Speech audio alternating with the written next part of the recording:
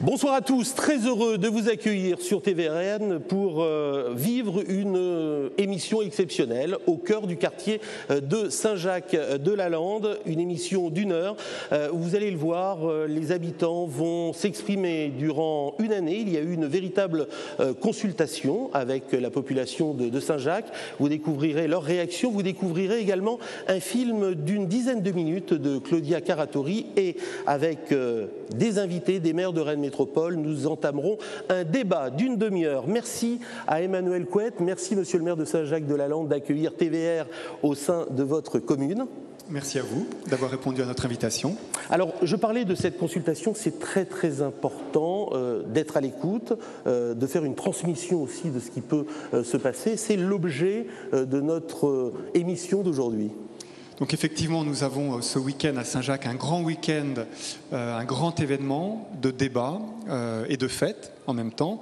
C'est l'achèvement, la concrétisation d'un processus, d'une démarche de concertation que nous avons engagée il y a 1 an et que nous avons appelée Viva la ville.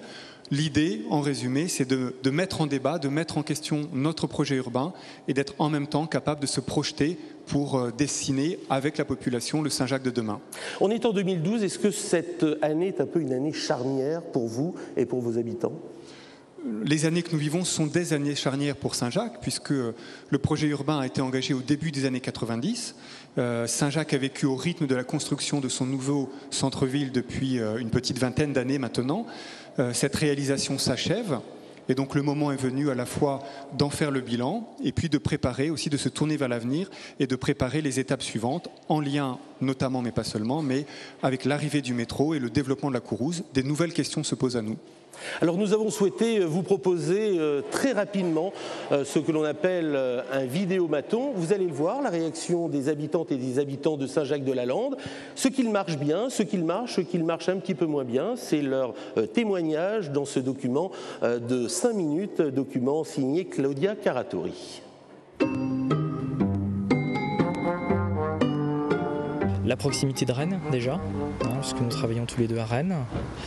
Et ensuite, effectivement, les infrastructures telles que les écoles, le centre de loisirs, c'est quand même une commune de taille importante. Le rapport aussi qualité-prix, faut pas se leurrer, il y a quand même une nette différence de prix en termes d'immobilier entre Rennes et Saint-Jacques. Donc c'est pour ça qu'on avait choisi aussi cette commune. Ce qui est agréable, c'est le fait d'avoir des espaces verts à côté, le fait que ce soit résidentiel, les petits commerces ici. Et le calme en fait, c'est assez calme, c'est un quartier assez calme donc c'est bien. Ce qu'on apprécie, c'est le côté un peu village là dans le quartier, c'est-à-dire qu'on a de bons rapports avec les voisins, on a des enfants à l'école donc du coup on a beaucoup de contacts avec des gens qui ont aussi des enfants parce qu'il y en a énormément dans le quartier. Donc ça on apprécie le fait d'avoir à côté les commerces comme la boulangerie, le petit supermarché ou le marché le mercredi, donc ça on en profite beaucoup.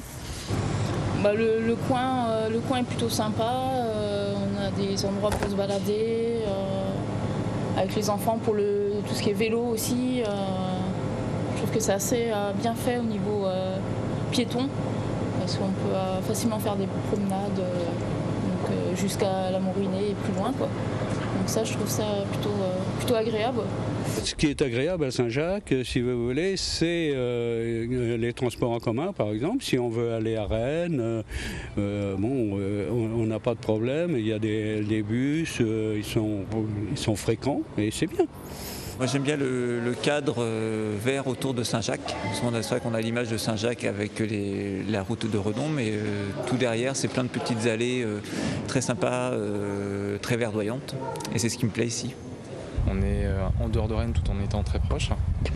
Et ce que j'ai particulièrement apprécié, parce qu'il nous avait un petit peu attiré avec ma femme, c'était le fait qu'il y ait un grand parc aussi à côté, des commerces, à la proximité d'une école. Ça c'est quand même des choses plutôt positives. Et le coût aussi, il faut reconnaître, c'était quand même beaucoup plus facile de venir habiter ici qu'habiter dans Rennes.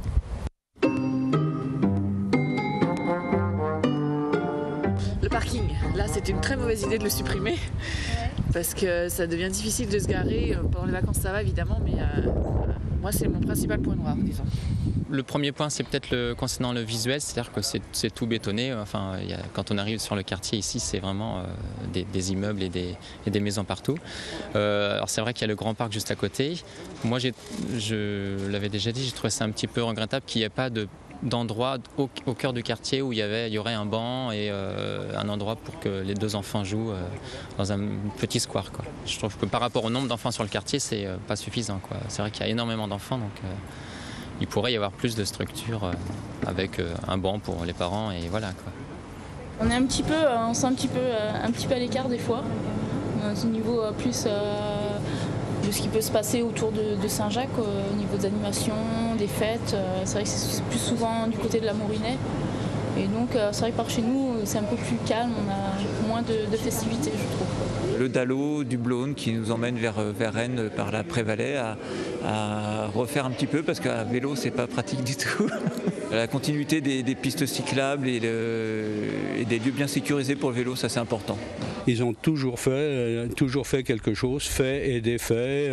La rue du Temple-de-Blône a été refaite un certain nombre de fois et résultat, il faut payer à chaque fois. Donc d'où peut-être aussi l'augmentation des impôts locaux. La ZAC était prévue un petit peu différemment. On sent que là, ce qui se développe dans le haut de la ZAC de la Morinet est beaucoup plus dense. Et donc on sent que là, il va y avoir beaucoup plus de monde. Ça va peut-être être plus difficile au niveau équipement, au niveau stationnement tout simplement. L'esthétisme des habitations qui se construisent, je trouve que ça devient de plus en plus béton. Il n'y a pas vraiment de souci, on va dire, de l'espace vert. Enfin, j'ai la chance d'être dans un lotissement où je trouve que ça a été relativement bien pensé. Je ne trouve pas que c'est le cas de tous les autres bâtiments, en tout cas ceux qui se construisent actuellement. Voilà pour ces réactions recueillies par Claudia Cartori. Emmanuel Couette, lorsque l'on entend des plus et des moins comme ça, on entend surtout plus les moins ou les plus ? Heureusement, on entend les deux. C'est-à-dire que, voilà, comme maire, on doit entendre évidemment ce qui va, ce qui fonctionne dans sa commune, et puis aussi ce que les habitants nous renvoient de difficultés ou de critiques, le cas échéant. Moi, ce que je remarque dans le reportage, on voit bien qu'il y a une question autour de l'image de Saint-Jacques, très, très clairement. Je pense que pour beaucoup de gens qui ne connaissent pas, notamment le nouveau quartier du centre-ville, l'image, elle est essentiellement constituée à partir de ce qu'ils voient depuis la route de Redon. Qui n'est pas nécessairement ce qu'il y a de plus réussi dans l'opération. Et dès que les gens pénètrent dans le quartier, le découvrent, le parc, l'ensemble des espaces verts, la grande diversité des formes architecturales, le regard change complètement sur la Morinet. Et donc c'est aussi un enjeu pour nous de mieux faire connaître Saint-Jacques dans son ensemble, de mieux faire connaître ce quartier nouveau pour que cette image change. Et d'ailleurs, il y a une forme de paradoxe qu'on retrouve chez chacun des habitants. Parce que les mêmes qui se félicitent de la présence du parc peuvent à tel ou tel moment regretter une trop forte densité. Alors depuis 15 ans, votre commune a aussi vécu au rythme de la Morinet. Ça a été vraiment une période aussi importante d'essayer de rééquilibrer, parce qu'historiquement, évidemment, cette commune avait besoin de créer du lien entre les populations. Mais c'est historiquement parlant que s'est jouée aussi la physionomie de votre commune. Bien sûr, on ne peut pas comprendre ce projet et donc l'ambition qui était celle de Daniel Delaveau, mon prédécesseur, si on ne connaît pas l'histoire de Saint-Jacques, qui est marquée évidemment par un éclatement, par le traumatisme de la Seconde Guerre mondiale, et donc il fallait relier et recréer au centre géographique de la commune un vrai centre-ville qui soit aussi garant de l'identité, de la continuité tout simplement de la commune. Donc il faut comprendre l'histoire pour comprendre ce projet, mais il faut aussi regarder la ville aujourd'hui pour penser la ville de demain. Vous êtes aujourd'hui, Emmanuel Couette, à un moment où il faut dresser un bilan ?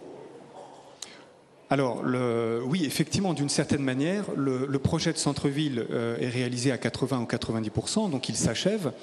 L'ensemble des réflexions urbaines sont menées à bien.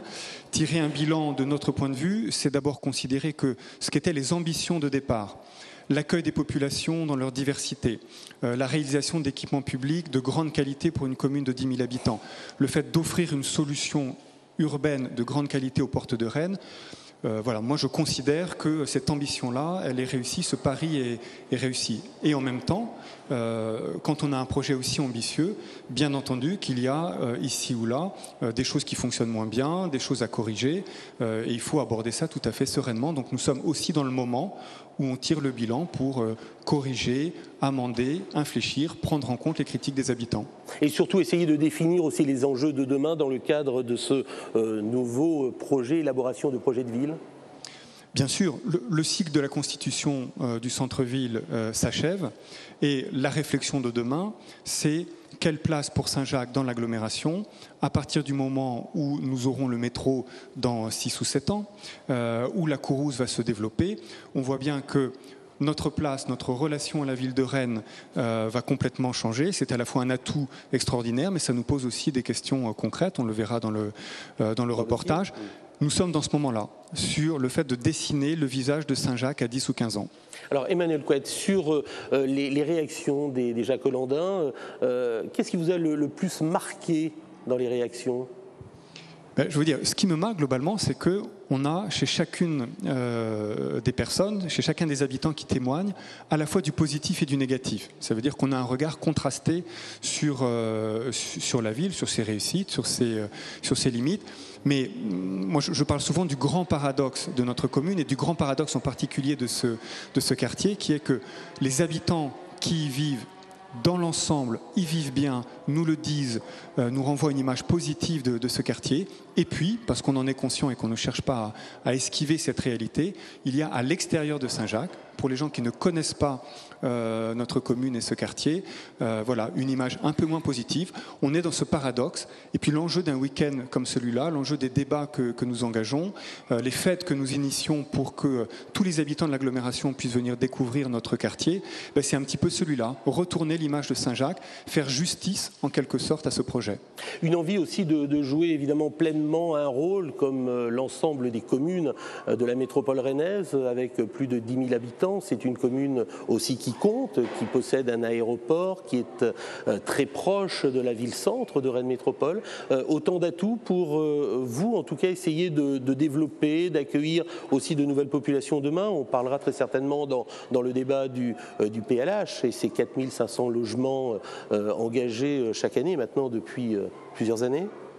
Bien sûr, Saint-Jacques a souvent été en anticipation des grandes politiques de Rennes Métropole, sur la politique de l'habitat, avec une politique résolue d'accueil pour toutes les familles, en matière culturelle. Voilà, Saint-Jacques a toujours joué aussi un peu un rôle de précurseur, et on le doit évidemment pour l'essentiel à Daniel Delaveau, à Georges Cano qui est dans la salle avant lui. Voilà, et c'est peut-être aussi l'un des enjeux, garder sur les politiques publiques la longueur d'avance que nous avions ces dernières années. J'ai noté une phrase sur vos publications. Demain, Saint-Jacques-de-la-Lande à 10 minutes du cœur de Rennes. C'est un vecteur très fort pour vous ? Bien sûr,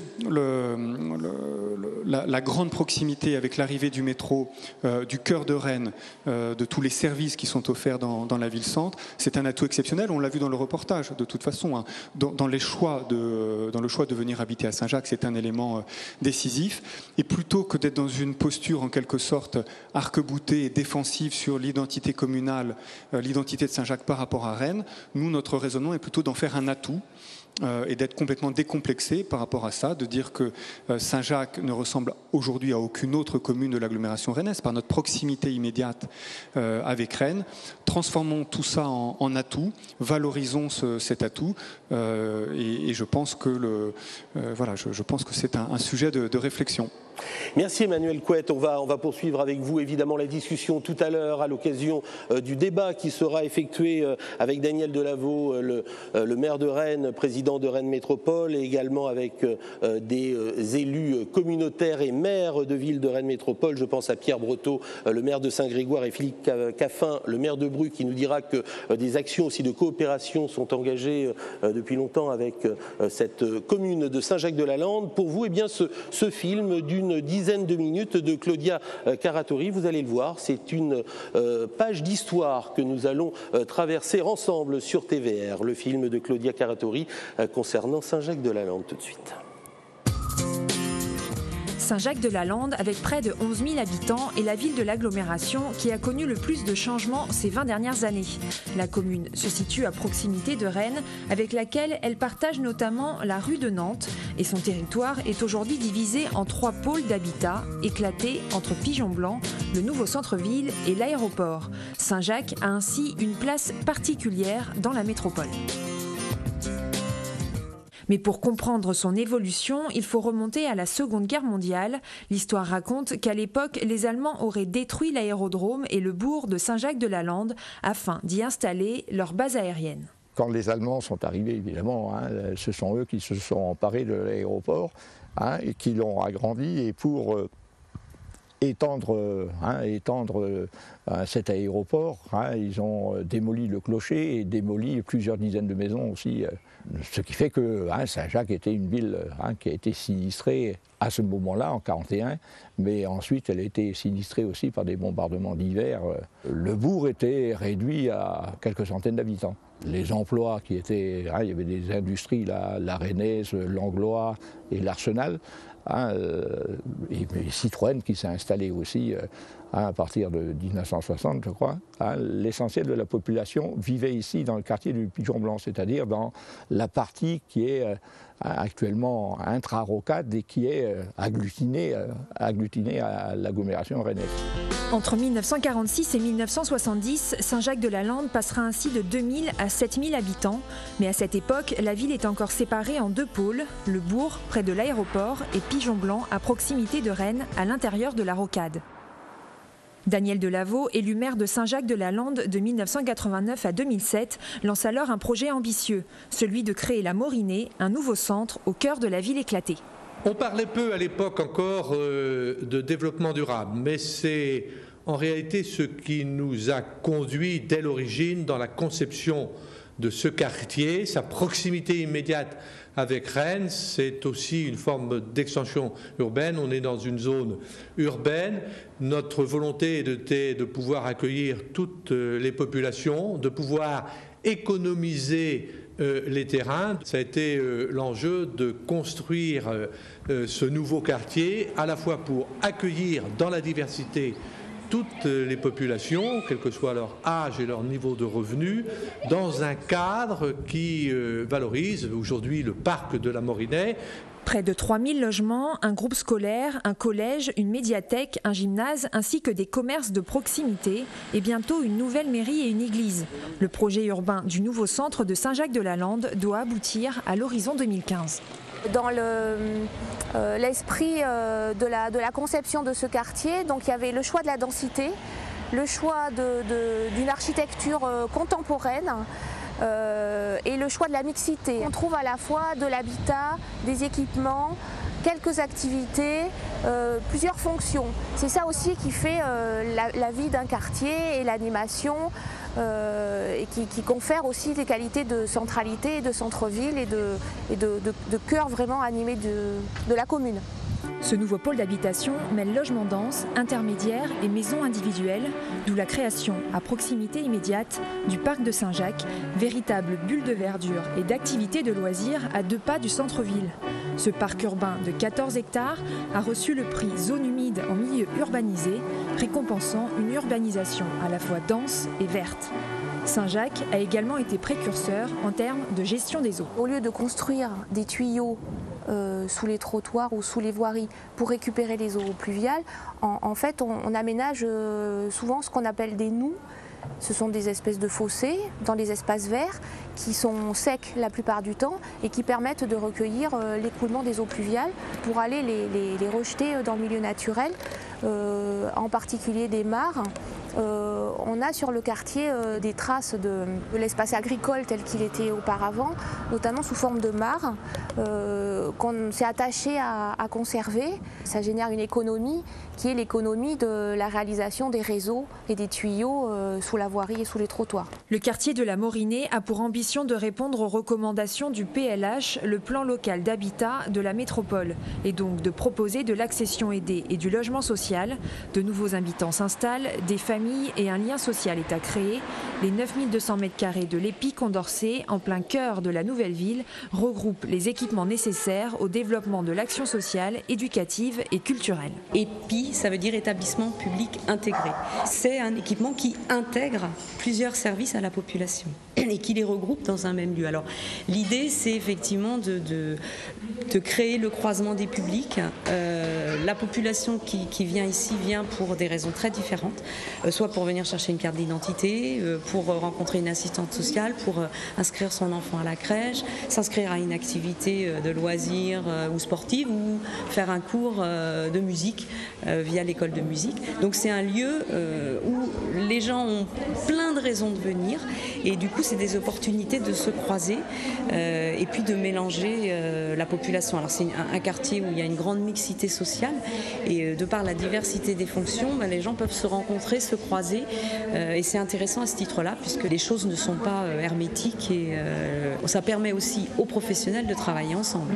Saint-Jacques compte plusieurs structures d'accueil et d'activité. La ferme de la Morinée, à l'entrée du nouveau centre-ville, sert de point de rencontre et d'animation ouvert à tous. Objectif, développer la vie de quartier et le lien social. Ça prend du temps, c'est pas quelque chose qui se fait spontanément. Après, ce qui compte, ce sont les espaces, à mon avis, pour permettre la rencontre. Et sur Saint-Jacques, il y en a de nombreux. Et puis, des occasions de se rencontrer. Donc ça va être les fêtes de quartier, mais aussi des projets culturels et artistiques qui peuvent avoir lieu sur le territoire. Et ça, c'est vrai que ça permet vraiment de faire se rencontrer les personnes autour de projets collectifs. Et puis les habitants eux-mêmes sont source de propositions et de créations. La ferme de la Morinée propose une épicerie sociale gérée en grande partie par des bénévoles du centre de la Lande. Nous avons des bénéficiaires qui ont une somme d'attribuer pour la semaine par rapport à la composition de la famille. Ils peuvent prendre ce qu'ils veulent dans les rayons et dans le frigo, et ils ne payent que 10% de la valeur marchande des produits. On partage tout. On a la pause des parents le mardi matin, le vendredi après-midi, on peut venir boire un café, discuter avec d'autres mamans, avoir d'autres idées, acheter des vêtements aussi à la boutique, et parler des ateliers qu'on a envie de faire ou autre chose, quoi. Et des idées qu'on peut avoir pour des projets de sortie, pour l'année prochaine. Il se passe tout le temps quelque chose à Saint-Jacques, tout le temps, tout le temps. Les gens se proposent beaucoup en troc, en bénévolat. Les gens qui ne connaissent pas le quartier véhiculent une image du quartier qui est toujours négative, comme une cité dortoir, une cité béton, à cause de cette fameuse avenue Audin, qui effectivement est très élevée, qui fait un front bâti et tout. Quand on passe en voiture, c'est pas du tout l'image du quartier quand on se promène dans le dédale de rue. Près de 20 ans se sont écoulés depuis la pose de la première pierre. Saint-Jacques de la Lande devient également un partenaire économique majeur de la métropole. De nombreuses entreprises sont attirées par le dynamisme des ZAC de Mivois-le-Vallon ou encore d'Erlande. L'aéroport de Saint-Jacques et le parc exposition participent également du rayonnement de Saint-Jacques dans la métropole. L'extension de la ville passe également par le développement de la Courouse. Ce nouveau quartier, à cheval entre Rennes et Saint-Jacques, offrira à l'horizon 2015 une continuité urbaine entre le cœur de la ville de Rennes et le centre Jacques-Hollandin, conforté par l'arrivée de la ligne B du métro qui s'étendra jusqu'à l'entrée de la ville. Saint-Jacques a un rôle particulier dans l'agglomération, d'abord parce qu'elle accueille des équipements à vocation économique, et puis il y a aussi une proximité avec la ville de Rennes et un développement de ces dernières années qui évidemment donne au projet de Saint-Jacques un rôle particulier dans l'agglomération. L'un des défis majeurs de Saint-Jacques de la Lande dans les années à venir sera de transformer la route de Redon en véritable boulevard urbain avec une place pour les vélos, les piétons et les espaces publics. Une transformation qui permettra de consolider cette vie de quartier. La croissance démographique de Saint-Jacques de la Lande ces dernières années fait d'elle la 4e ville de l'agglomération rennaise, derrière Rennes, Bru et Cesson-Sévigny. Voilà. Voilà pour ce film de Claudia Caratori, Ville d'aujourd'hui, ville de demain. Nous allons entamer notre débat en compagnie de 3 autres maires qui sont à vos côtés. Emmanuel Couette. Merci à Pierre Breteau, vous êtes le maire de Saint-Grégoire, vous êtes conseiller communautaire à Rennes Métropole. Merci à Philippe Caffin, le maire de Bru, qui est également vice-président en charge de l'insertion et tout nouvellement de la cohésion sociale. Et puis à côté, Daniel Delaveau, merci à vous, maire de Rennes, président de Rennes Métropole. J'ai envie de commencer avec vous, Daniel Delaveau. On vous voit dans ce film. Vous avez aussi construit, façonné le Saint-Jacques de la Morinée que l'on voit. Votre première réaction déjà sur la tonalité des discours des Jacques-Hollandais et sur le film que vous venez d'observer? Bonsoir. Je crois que c'est assez significatif, cette histoire. C'est important de se resituer dans l'histoire et le film est très bien fait de ce point de vue-là. Il y a une histoire singulière pour chacune de nos communes dans notre agglomération, mais c'est une histoire qui participe d'une dynamique de l'agglomération. Alors Saint-Jacques a eu une place et toujours un peu particulière, Saint-Grégoire aussi d'une certaine façon, par la géographie, par l'histoire, par la composition des familles et avec Rennes et avec l'agglomération. Saint-Jacques faisait partie, comme les autres communes, des premières communes qui ont constitué en 1970 le district, qui est devenu la communauté d'agglomération. Et je crois que ce qui se passe ici est aussi le reflet, avec les spécificités de la commune, de la dynamique de notre agglomération.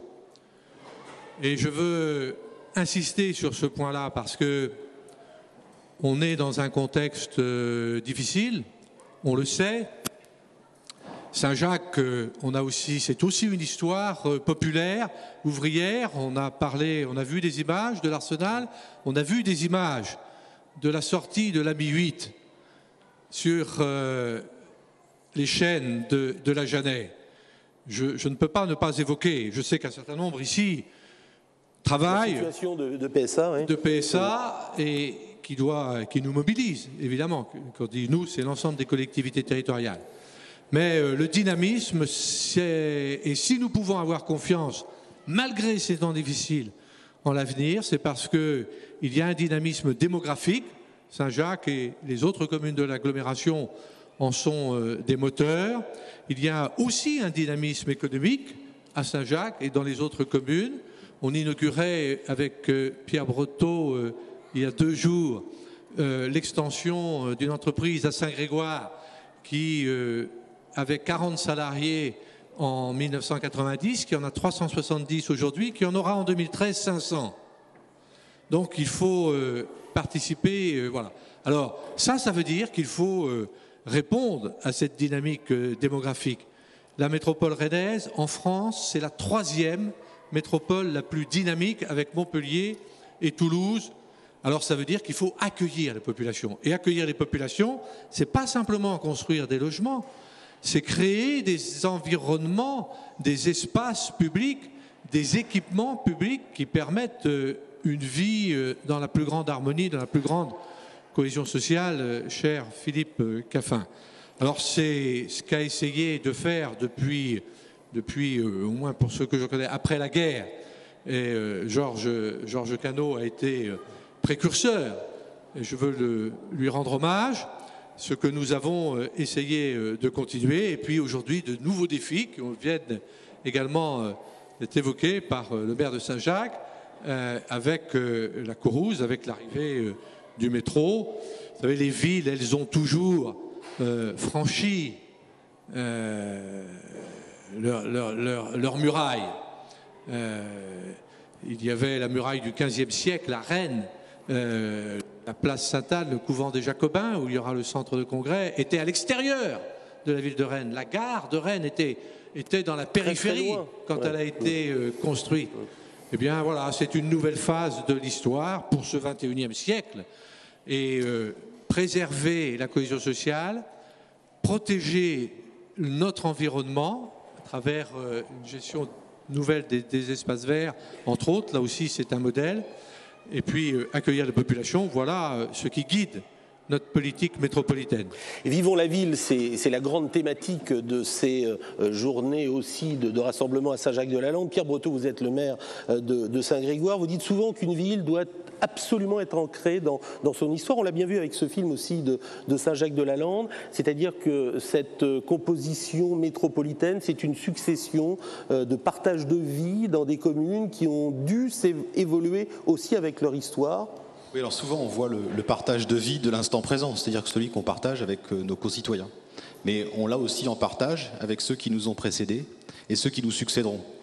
Et je crois beaucoup effectivement que l'aménagement d'une ville doit s'ancrer dans son histoire, avec ce qu'elles sont. Effectivement, dans le cas de Saint-Jacques, une histoire difficile et associée à une page dramatique de notre histoire. Mais toutes nos villes sont marquées à un moment ou à un autre par leur histoire, par des cicatrices dramatiques, des cicatrices environnementales, des cicatrices parfois laissées par l'aménagement ou par les routes, par exemple. Saint-Grégoire n'a pas été bombardé pendant la guerre, mais en revanche, une série de routes, ça a été vraiment dramatique, crée des cicatrices dans la commune qui doivent ensuite être, retissées, recousues pour former une ville. Et une ville, ça ne peut pas être qu'un lieu où l'on habite, ça ne peut pas être qu'un lieu où l'on consomme, ça ne peut pas être qu'un lieu où l'on travaille. C'est d'abord un lieu, et je crois que c'est ce qui fait la ville, c'est d'abord un lieu où on trouve toutes ces fonctions, et ce qui fait l'essentiel finalement, c'est ce qui ne se voit pas, et c'est la qualité du lien social qui s'y tisse. Et j'ai beaucoup aimé tout à l'heure, dans les paroles de Jacques Hollandin, en disant finalement, on se croise, on se rencontre à la sortie de l'école, on a un lieu, etc.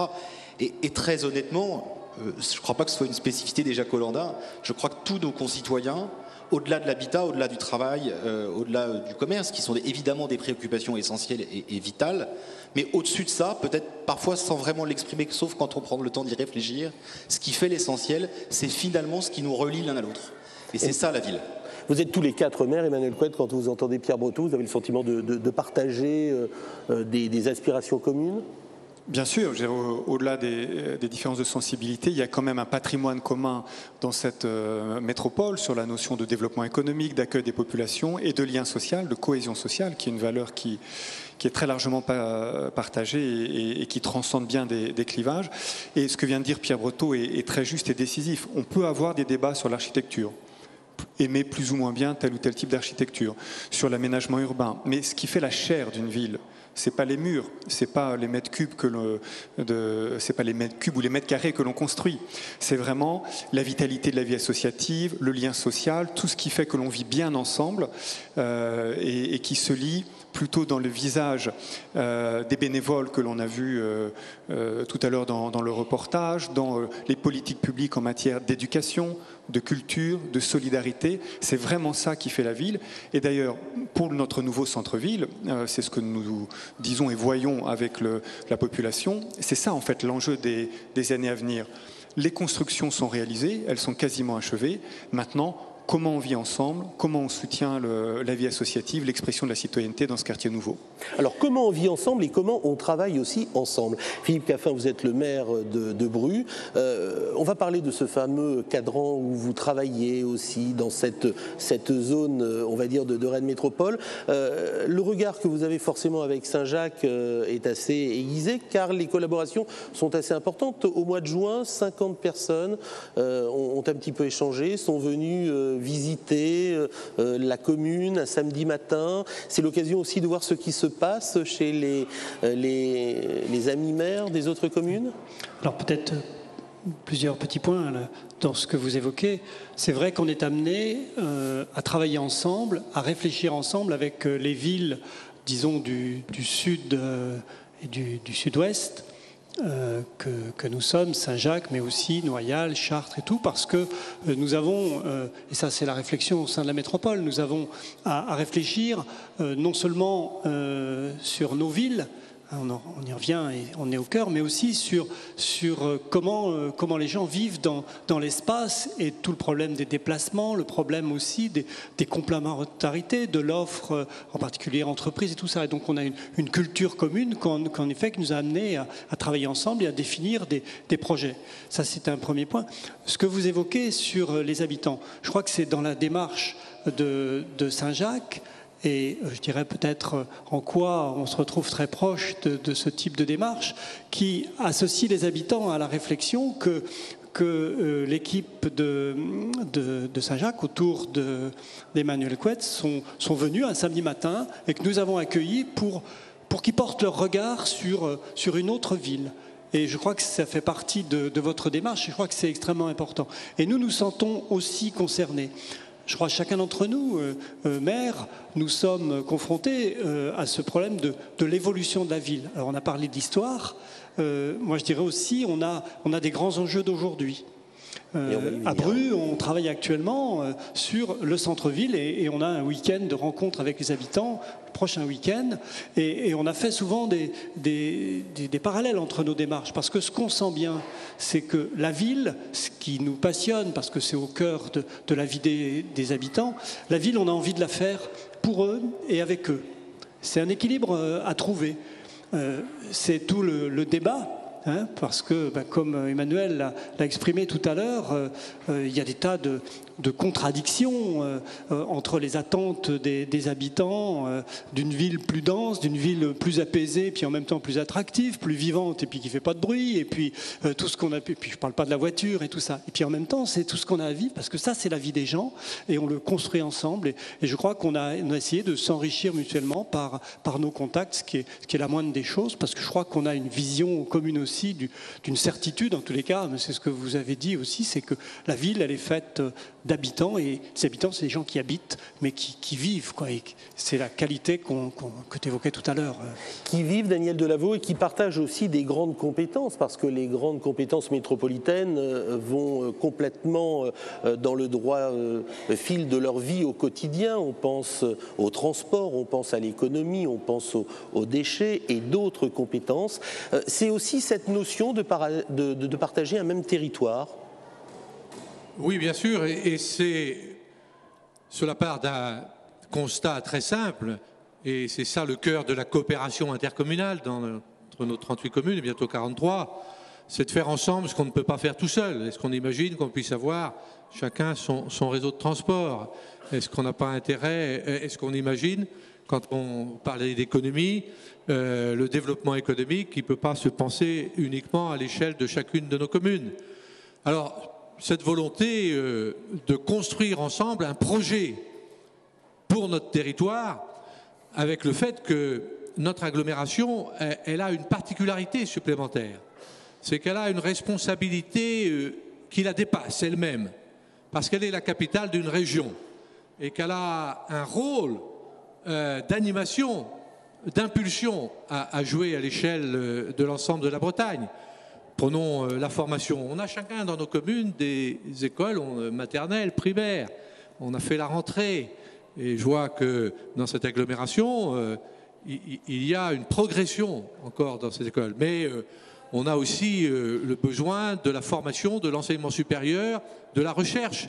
Et ça, là aussi, c'est à l'échelle de l'agglomération qu'il faut le penser, le construire. Alors ça suppose une chose qui est très importante. C'est que si on veut partager des objectifs communs, un projet pour le territoire, il faut aussi se donner les moyens de partager la richesse, partager les charges et partager les recettes pour construire ensemble. Et notre agglomération a été la première en France à partager ce qui était la richesse économique, la taxe professionnelle, l'impôt des entreprises, dès les années 92, pour pouvoir mieux aménager le territoire et pouvoir mieux répondre. Et cette solidarité qui est au cœur du projet métropolitain, il faut continuer à la faire vivre, parce qu'aujourd'hui on a des défis et des enjeux économiques, environnementaux, sociaux qui sont de plus en plus importants. Et on n'y répondra que si l'on renforce cette solidarité. Et c'est pas dans les périodes de difficultés et de crise, on a toujours tendance au repli sur soi. C'est pas ce qu'il faut faire, c'est l'inverse. Il faut plus de solidarité, plus de partage pour pouvoir avancer et aller de l'avant. Alors cette ville d'aujourd'hui et ville de demain, Pierre Breton, vous la voyez de quelle manière? Parce que comment façonne-t-on sa propre commune, ville, dans un schéma beaucoup plus large de 37 communes partageant un espace métropolitain? Alors, d'abord, première chose, je partage complètement ce que vient de dire Daniel Delaveau.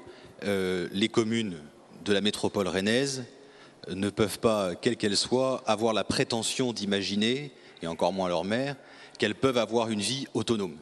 À l'évidence, toutes nos communes sont amalgamées à la ville de Rennes. Toutes nos communes ont en partage l'économie, ont en partage la formation, ont en partage le rayonnement régional de la ville-centre et donc du bassin rennais. Donc sur ce point-là, il n'y a pas de désaccord entre nous. Après, la question, il y en a deux, et qui moi, j'allais dire presque m'obsède au sens noble du terme. Allez-y, on est là pour débattre. C'est la responsabilité d'un maire. Le maire fait que passer. Voilà. De manière plus ou moins longue. Les bons maires restent très très longtemps. Voilà. Mais le maire ne fait que passer. Les équipes d'aménageurs ne font que passer. Et à chaque fois, personnellement, que nous envisageons un projet, en y associant la population, je crois qu'on a tous ces valeurs-là aussi en partage, j'essaie d'imaginer, de me projeter dans la ville du futur de mes petits-enfants ou de mes arrière-petits-enfants. En disant, finalement, ce que nous faisons, nous marquons une empreinte dans le paysage urbain pour peut-être des décennies et des décennies. Et je trouve que cette responsabilité est, comment dirais-je, presque intimidante. Voilà, donc j'essaie d'avoir en permanence cette clé-là. Alors si on doit chercher une différence, les villes sont faites de notre histoire, les villes sont faites de l'implantation des populations en fonction des proximités, des services, etc. Il peut y avoir la question clé, la question qui est celle qui peut faire débat, c'est la question de la densité. À la fois, on partage tous le constat que nous devons accueillir des populations, nous partageons tous le constat que l'espace devient rare et qu'il doit donc être mieux utilisé, mieux habité. Et donc, nous partageons de fait le constat que la densification de l'occupation de l'espace au sens large est indispensable. Après, c'est dans les modalités de la réponse qu'il me semble que nous avons collectivement encore du chemin à faire. À Saint-Grégoire, on vient de prendre une décision qui me semble intéressante du point de vue de ce point-là, et qui ne touche pas à l'habitat, mais qui touche à l'occupation économique. On l'évoquait hier, d'ailleurs en mesurant la difficulté de stationnement, etc., et donc d'où l'importance des transports en commun, évidemment, qui est celle d'obliger les immeubles de bureaux à se densifier. Donc on a pris une décision très forte de densification, et j'allais dire c'est de la densification par le haut et par le bas, en obligeant à monter. Finalement, quand vous travaillez au 6e étage, vous travaillez pas mieux ou pas moins bien qu'au premier, peut-être même mieux d'ailleurs, c'est plus lumineux. Voilà. Et à obliger une densification en sous-sol pour limiter les espaces de consommation, de stationnement. Voilà, donc on essaie tous de chercher des réponses et je crois avec modestie pour travailler sur la ville d'aujourd'hui, la ville de demain, et de le faire avec la population. Voilà, nous, on a vraiment pris le problème par les enjeux majeurs de développement aujourd'hui, puisqu'on a une très grosse zone d'activité économique, par exemple. Alors, Emmanuel Couette, vous êtes à Rennes Métropole en charge aussi de l'aménagement. Lorsque l'on envisage ce mot de la verticalité, ces immeubles qui pourraient revenir un peu dans le paysage, il faut en avoir peur ou pas ? Je ne crois pas, et ça renvoie à ce que vient de dire Pierre Breteau, c'est-à-dire que nous savons tous que demain, il faudra économiser l'espace, y compris si on raisonne à l'échelle de la région tout entière, pour préserver une agriculture urbaine et périurbaine de qualité et performante sur le plan économique. Économiser l'espace, ça veut dire assumer une certaine densité. Cette densité, elle se joue différemment suivant qu'on est au cœur de la ville de Rennes, ou que l'on est à Saint-Jacques ou à Saint-Grégoire, ou a fortiori que l'on est encore à 10 ou 15 km du centre-ville de Rennes. Donc il faut qu'elle soit adaptée au contexte, respectueuse de l'histoire et de son environnement immédiat. Mais effectivement, dans le projet Euro-Rennes notamment, puisque je pense que c'est à ça que vous faites référence, Daniel Delaveau, les élus qui travaillent à ce projet ont considéré que d'avoir une ou deux autour, qui exprime aussi en quelque sorte le dynamisme, la vitalité du territoire, eh bien ça a du sens. À Bru, il y a eu évidemment cette opération du Vert-Buisson très importante. Vous essayez d'ores et déjà, Philippe Caffin, d'être dans le jour d'après en termes d'aménagement, parce que les populations arrivent. On parlera très certainement de Via Silva, cette écocité de 40 000 personnes à l'horizon de 2-3 décennies. Mais chez vous, à Bru, mais ça va aller, je crois, dans le sens de ce qui a été dit, c'est que le jour d'après, pour nous, c'est le centre-ville. C'est la réflexion qu'on mène actuellement. Il nous semble que, puisque vous évoquez le Vert-Buisson, c'est certainement une réussite, le Vert-Buisson, qui n'est pas terminé d'ailleurs. Il y a 1500 logements terminés sur 2200. Mais en même temps, et c'est toute interrogation sur la ville, et là il y a des tas de parallèles avec Saint-Jacques, la ville de Bru s'est développée sur différents sites, y compris sur Kerlan, qu'on évoque par ailleurs, et en même temps, comme toute ville, on cherche et on construit notre identité.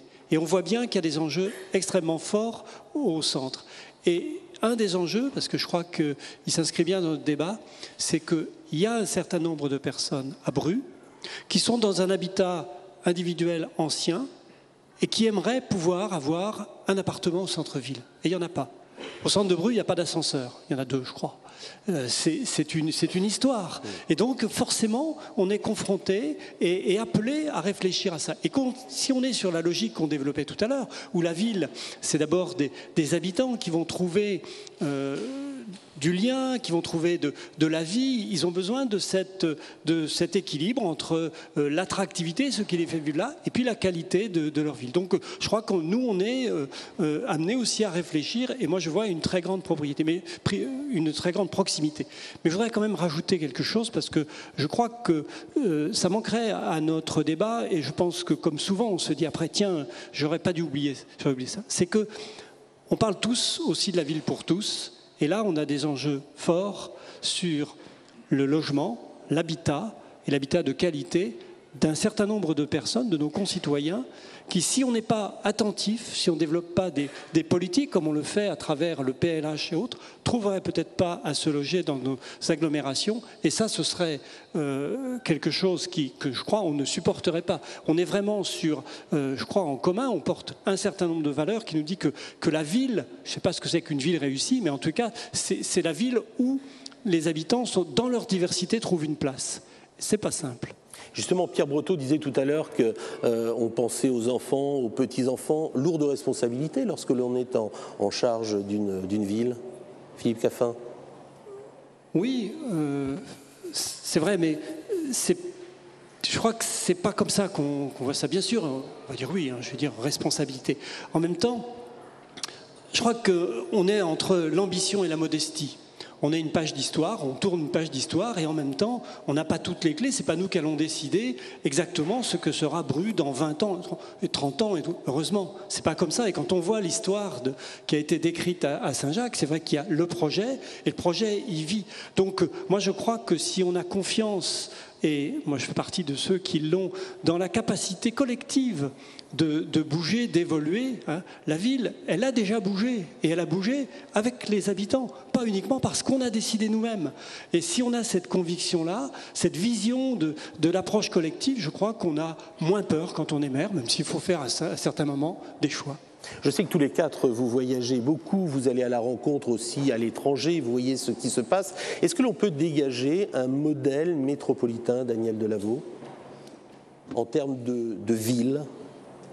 Je ne sais pas si on peut parler de modèle, c'est un mot qui n'est peut-être pas approprié. En revanche, il y a une accumulation d'expériences, de vécu à Rennes Métropole, enfin dans notre agglomération, sur l'approche des problèmes, sur les démarches pour impliquer les habitants, les citoyens dans la prise en charge de ce qu'est la ville et de la manière dont elle doit évoluer, essayer de mieux répondre aux besoins de ses habitants, qui sont très différents.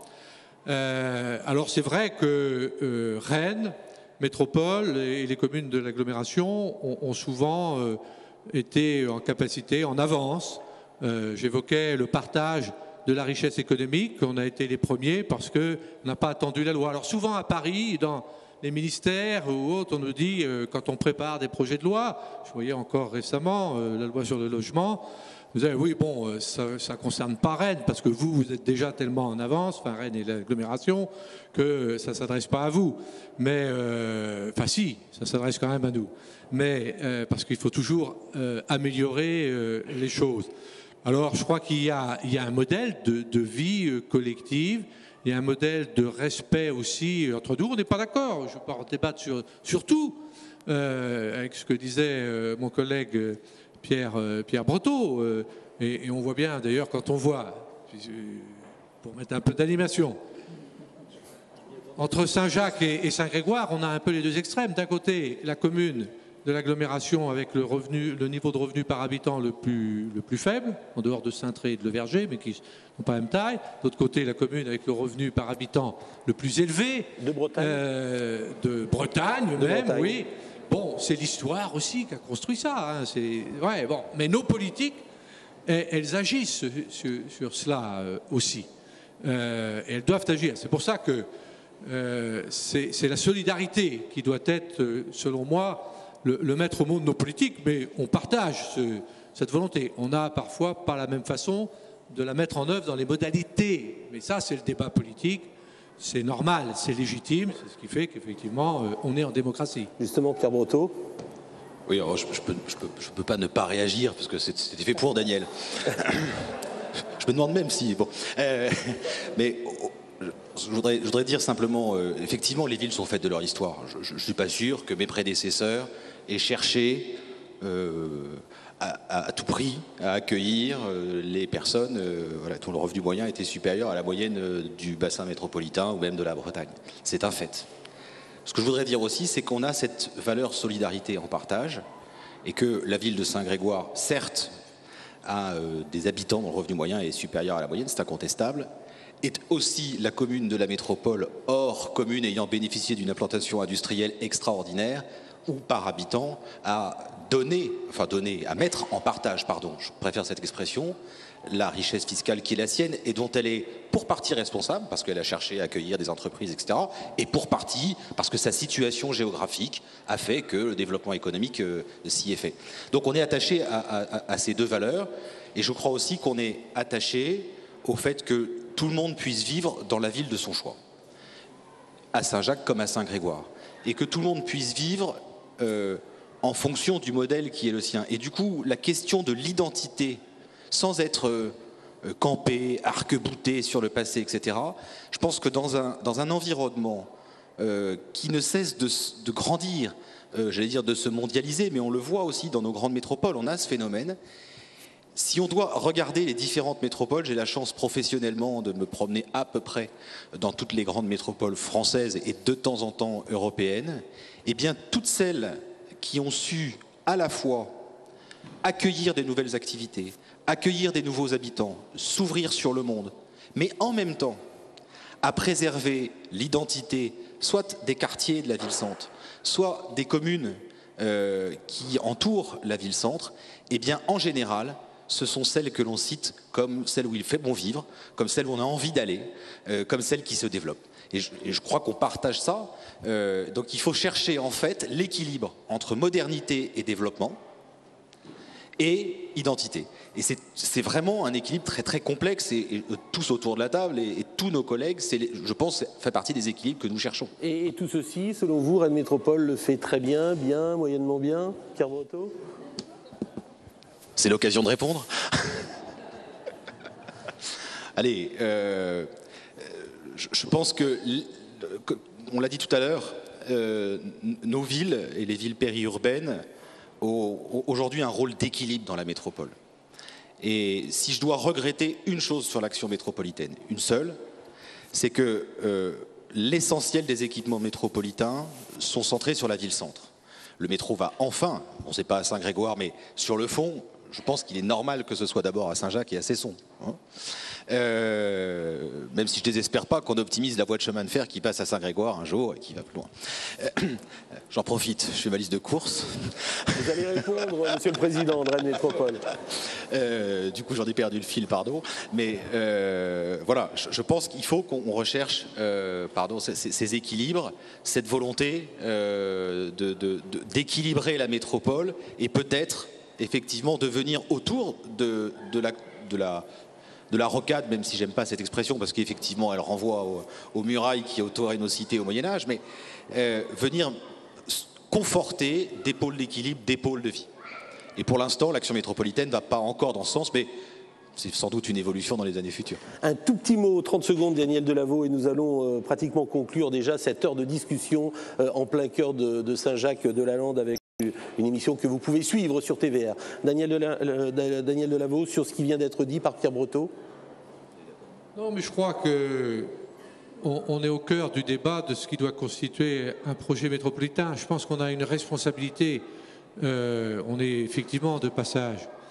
Et il faut pas. Mais on a une responsabilité, c'est de faire en sorte que, et c'est ça le rôle de la puissance publique, de la collectivité locale, des collectivités territoriales, d'essayer de faire en sorte tout simplement que les gens puissent vivre le mieux possible ensemble. Donc qu'ils puissent trouver du travail, qu'ils puissent trouver du logement, qu'ils puissent trouver des services pour la crèche, quand ils ont des petits-enfants, quand ils sont devenus âgés, à l'autre bout de la chaîne de la vie. Voilà. Alors, aujourd'hui, il y a ces défis extraordinaires du XXIe siècle que l'on connaît, environnementaux, économiques et sociaux, les difficultés que j'évoquais tout à l'heure. Et moi, j'ai la conviction que pour les dépasser, pour aller plus loin, il faut, je redis ce que je disais tout à l'heure d'ailleurs, mais c'est une conviction profonde, il ne faut pas se recroqueviller, il faut au contraire s'ouvrir et continuer à investir. Vous savez, l'action gouvernementale, elle est en chantier aujourd'hui. On parlait du logement, on parlait des emplois, etc. Mais qui est à la manœuvre, qui est au premier rang dans la mise en œuvre concrète? Eh bien, ce sont nos collectivités territoriales qui représentent les 2/3 des investissements publics de la nation. Donc il ne faut pas baisser les bras et il faut continuer à investir pour l'avenir. Il faut continuer à avoir une vision dynamique. On est réaliste, pragmatique, mais on doit avoir cette vision parce que c'est notre responsabilité pour les générations futures. Emmanuel Couette, le mot de la fin avant de refermer cette émission, vous allez le voir en musique dans un cadre vraiment très agréable au cœur du parc de la Morinay. Emmanuel Couette, la consultation évidemment se poursuit, je crois que l'ensemble des 4 maires sont tout à fait d'accord, c'est comme ça que les villes se construisent pas à pas, demain et après-demain. Extension demain, après-demain sur Saint-Jacques-de-la-Lande, des rencontres et de la fête, car Saint-Jacques est en fête durant 3 jours.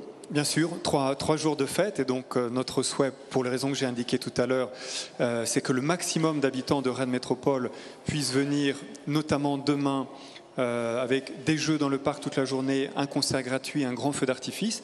Nous étions 3000 l'année dernière, nous espérons que nous serons encore davantage demain.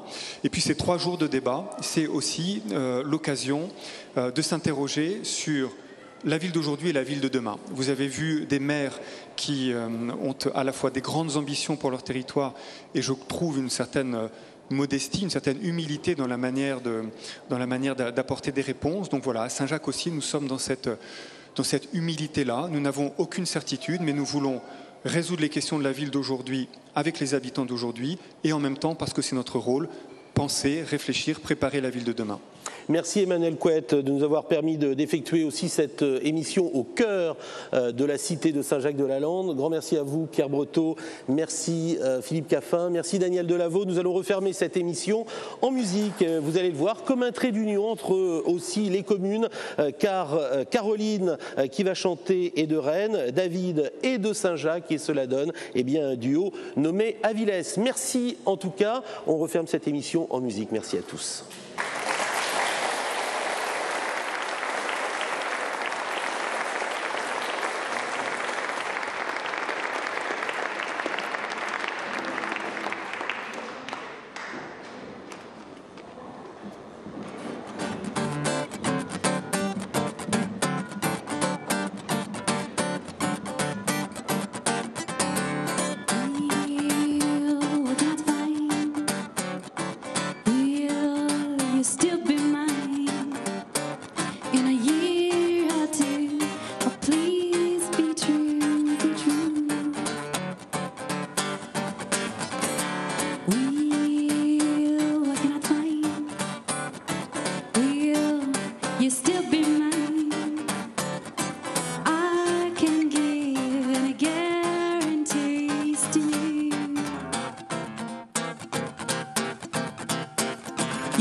say, will we be happy? Will you stay with me? Will you love me? Will you give me enough love to leave? Will you leave me? You wanna know when we get old, will you still hold my hand and hold? Is it worth it? Will we make it? Will we be happy? Who's got the answers? Not me. There's any certainty, but who needs to be sure? Just jump in and see. I can't promise to be good to you. That doesn't mean I'll be enough for you. So many questions. Do you have some hesitation?